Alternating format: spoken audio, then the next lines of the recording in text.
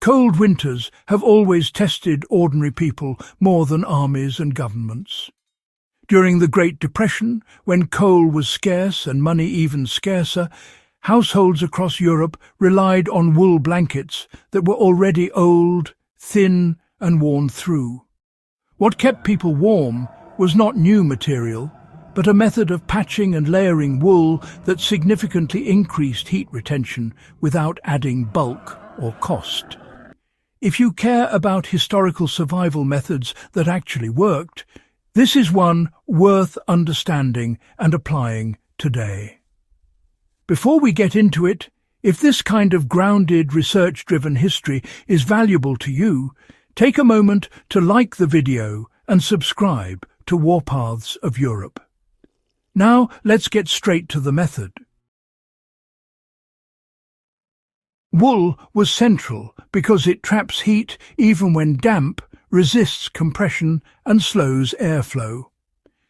Depression-era households understood that a single intact wool layer was better than multiple thin cotton ones.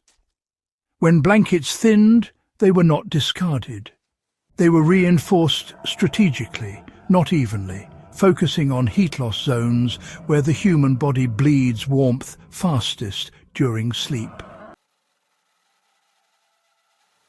Rather than sewing patches only over holes, people added wool panels to the torso zone of the blanket. This meant the central third, where the chest, abdomen and upper thighs lie.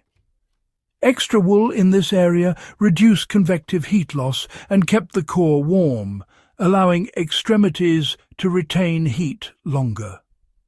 The edges were left lighter to prevent stiffness and moisture buildup.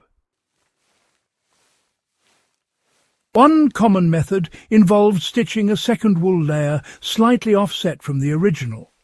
The seams never aligned.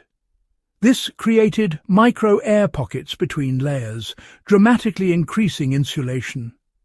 Still, air is the real insulator, not fabric thickness alone.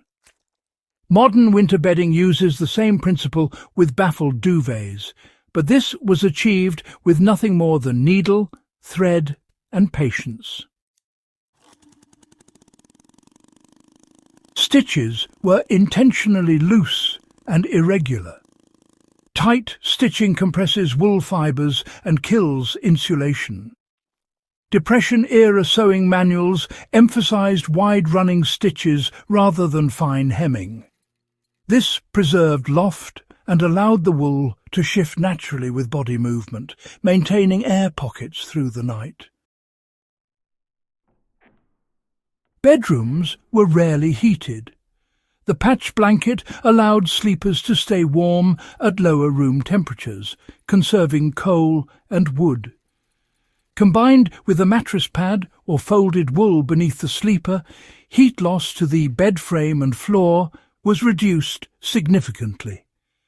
This is directly applicable today for anyone trying to lower heating bills during winter.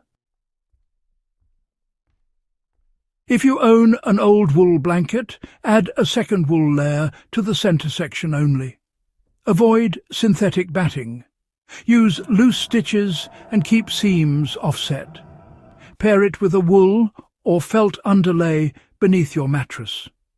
In cold climates, this setup can outperform many modern comforters while remaining breathable and dry.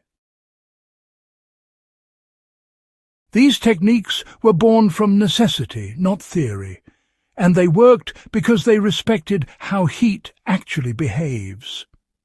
If you're serious about historical survival knowledge and practical winter warmth, this is a method worth reviving. Subscribe to Warpaths of Europe for more documented field-tested history, and share this with anyone facing a hard winter who wants solutions that have already stood the test of time.